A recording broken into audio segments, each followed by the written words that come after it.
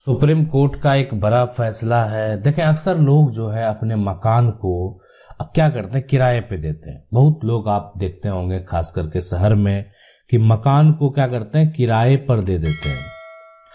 अब है कि अक्सर आप ग्रामीण क्षेत्र में भी देखते हैं कि अगर उनके पास मकान नहीं है, कोई जमीन भी है, तो या तो जमीन को लीज पे देते हैं, नहीं तो जमीन किसी को बटाई पे देते हैं, नहीं तो जमीन जो है किसी को मतलब खेती करने के लिए दे देते हैं कि आप हमको फसल जो है आप उसका 50% आप हमें दे दें और 50% आप ले लें। इस प्रकार से वो अपनी जमीन विदाउट एनी एग्रीमेंट दे देते हैं। अक्सर आप ऐसा देखते होंगे। कोई बीच में जो होता है एग्रीमेंट नहीं होता कि हम आपको कितने दिन के लिए दे रहे हैं, क्यों दे रहे हैं, सिर्फ दे देते हैं, इसलिए उनको पता होता है कि हम किसको दे रहे हैं। ठीक है, ये वहां तक संभव है कि हम जान रहे हैं उस व्यक्ति को जिसको हम दे रहे हैं, उस व्यक्ति का व्यवहार कैसा है।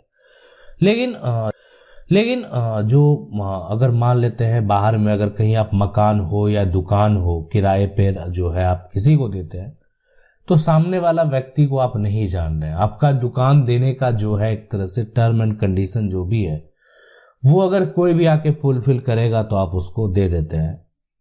सबसे बड़ी बात है यहाँ पे कुछ ऐसे व्यक्ति जो कि किराएदार होते हैं, वो अपना वर्चस्व दिखाने का प्रयास करते हैं। मतलब उनको लगता है कि हम जहाँ रह रहे हैं वहां से हमको ना तो कोई निकाल सकता है ना कोई पैसे वसूल सकता है। मतलब यानी आप कभी भी इस प्रकार के समस्याओं का शिकार हो सकते हैं, कोई बड़ी बात नहीं है। यानी आपको कभी भी ऐसा जो है हो सकता है कि आपका मकान या दुकान जो है कोई ऐसा व्यक्ति आकर ले लिया जो आपको ना तो टाइम पे जो है टाइम पे वो पैसा भी नहीं दे रहा, टाइम पर वो पैसा भी नहीं दे रहा, और साथ साथ जो है खाली, तो आप समझ सकते हैं कि खाली नहीं कर रहा है और क्या कर रहा है, पैसा भी बोल रहा है कि टाइम पे पैसा जो है नहीं देंगे, अभी नहीं है, मेरा धंधा नहीं चल रहा। बहुत तरह के कारण हो सकते हैं। आपने लेकिन दुकान दे दिया, अब उसका किराया जो है वो बढ़ रहा है, आपको ना वो खाली कर रहा है ना जो है वो दुकान वापस कर रहा है, या घर है ना वो घर खाली कर रहा है और ना जो घर का किराया दे रहा है। तो इस प्रकार अगर कोई व्यक्ति करता है तो सुप्रीम कोर्ट के द्वारा क्या कहा गया वो जानना बेहद जरूरी है। देखें, यहां पर एक टर्म एंड कंडीशन आप भी समझ लें कि बीच में जो आपका एक जब आप किसी को कोई भी प्रॉपर्टी हैंड ओवर करते हैं, अब वो बिजनेस करने के लिए दे, रहने के लिए दे या खेती करने के लिए दे, तो एग्रीमेंट बेहद जरूरी है। एग्रीमेंट जो है कल आप जाकर कहीं कंप्लेन करेंगे तो वो प्रूफ के तौर पे आप दे सकते हैं, यानी आपका मामला का जो निपटारा है वो जल्द से जल्द होगा। लेकिन बीच में आपने एग्रीमेंट नहीं बनवाए हैं तो आप कभी ऐसा हो सकता है कि बुरा फंस भी सकते हैं। तो जब आप ये कार्य करते हैं, जब आपका ये काम है या आप किसी को जो है रेंट पे या लीज पे देते हैं, तो वो बीच का जो पेपर है, डॉक्यूमेंट है, उसको जरूर तैयार करवा लें। तो चलिए ये प्रक्रिया होता है। अब देखें सुप्रीम कोर्ट के द्वारा क्या किया यहाँ पर कहा गया। देखें, सुप्रीम कोर्ट के द्वारा जो है सबसे पहले एक किराएदार के ऊपर जो है टिप्पणी किया गया, उस किराएदार के ऊपर जो इस तरह का कार्य करते हैं कि या ना ऑनर को जो है ना, ऑनर को ना पैसा देते हैं और साथ में अगर घर वो खाली करने के लिए बोल रहे हैं वो भी नहीं करते हैं। तो इनके लिए जो है ये कहा गया कि इनके घर, जिसके घर शीशे के होते हैं, यहां पर एक जो है टर्म बोला गया, वो दूसरे पर पत्थर जो है नहीं मारा करते, सीधी सी बात। और यहां पर एक ये भी कह दिया गया कि आप कितने समय से रह रहे हैं इससे कोई मतलब नहीं है। जो है घर, जो मकान है, इसका मालिक जो होगा वो उसका ऑनर होगा, यानी जो लैंडलॉर्ड है वही उस मकान का जो है वो मालिक होगा। आप किराएदार हैं, आप कभी भी उस संपत्ति का मालिक नहीं बन सकते, यानी ये ऐसा कहा गया। और यहां पर जो सबसे बड़ी बात है, जो मामला हुआ एक्चुअल में वो ये हुआ कि जो सुप्रीम कोर्ट में सबसे पहले क्या हुआ, सबसे पहले ये हुआ कि यहाँ पर जो किराएदार है वो क्या किया था कि 3 साल से जो है ना, 3 साल से अब एक दुकान लिया किराए पे, जो ऑनर है उसे दुकान लिया किराए पे और 3 साल से पैसा नहीं दिया। तो सीधी सी बात है, कोई भी अगर ऑनर होगा और वो किराए पे दिया है, तो कुछ अपना जो है एक तरह से बजट सोच कर ही दिया जाता है कि ठीक है इसको किराए पे लगा देते हैं, इससे जो किराया आएगा इससे ये कार्य करेंगे। लेकिन ये किराएदार ऐसा किराएदार निकला कि 3 साल तक जो है ऑनर को 1 भी रुपया नहीं दिया। अब 1 भी रुपया जो ऑनर को प्राप्त नहीं हुआ तो ऑनर क्या करेगा? दुकान खाली करने के लिए कहेगा। और यहाँ पर सबसे ये ऐसा जो आप समझ सकते हैं ढीठ किराएदार था कि दुकान को खाली करने के लिए भी तैयार नहीं था। मतलब नहीं करेगा वो दुकान को खाली, मतलब अपना बर्चों से दिखा रहा है कि हम नहीं करेंगे, दुकान खाली नहीं करेंगे। अब एक जो ऑनर है, मकान का मालिक है, दुकान का मालिक है, वो क्या कर सकता है? उसका जाके सामान अगर क्षतिग्रस्त वहां पे कर देगा, तोड़फोड़ कर देगा, तो हो सकता है कि जो ऑनर है उसके ऊपर भी एफआईआर दर्ज हो जाए और लाखों का जो है सामान लूटने का आरोप लगा दिया जाए। बहुत तरह के मामले होते हैं देखें। लेकिन ये ऑनर जो है यानी अपनी समझदारी दिखाई और उन्होंने जो है कोर्ट का सहारा लिया। और जब निचली अदालत ने किराएदार को केवल जो है बकाया चुकाने के साथ साथ फाइन भी लगाया गया और साथ में दुकान जो है 2 महीने में खाली करने का आदेश दिया गया। ठीक है, 2 महीने के अंदर जो है उसको खाली करना है दुकान को, और साथ में पैसा भी देना है।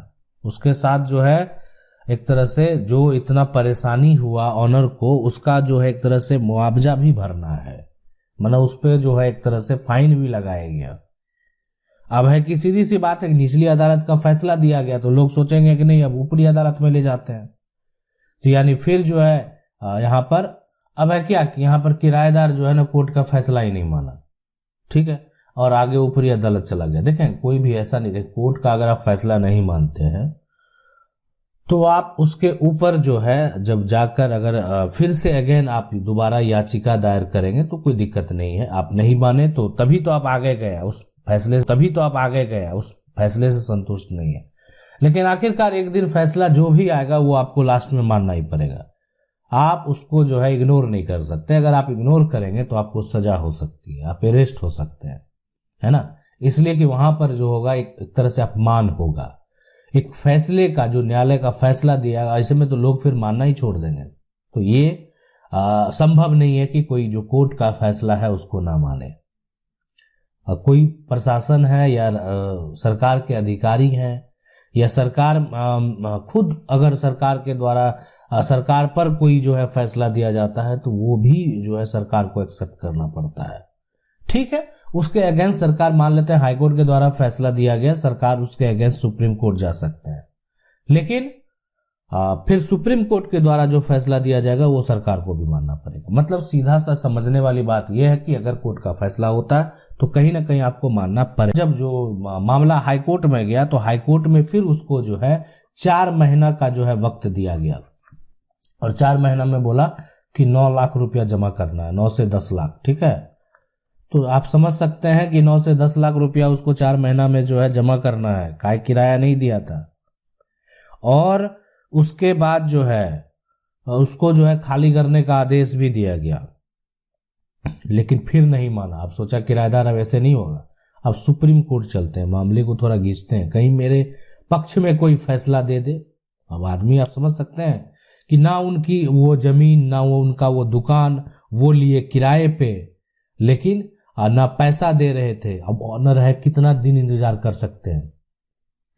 सोचे कि हो सकता है किसी कारण बस 1 साल का एक साथ देंगे, 2 साल का एक साथ देंगे। जब उनको लगा कि अब ये जो है लंबा समय से किराया नहीं यहाँ पर दे रहा है तो फिर उस पर एक्शन लेना पड़ा।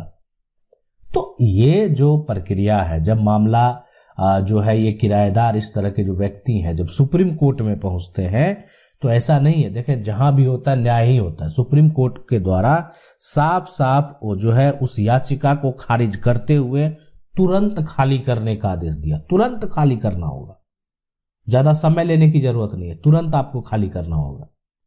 ठीक है, तो ये आप जो है समझ सकते हैं कि इस तरह का जो नियम है।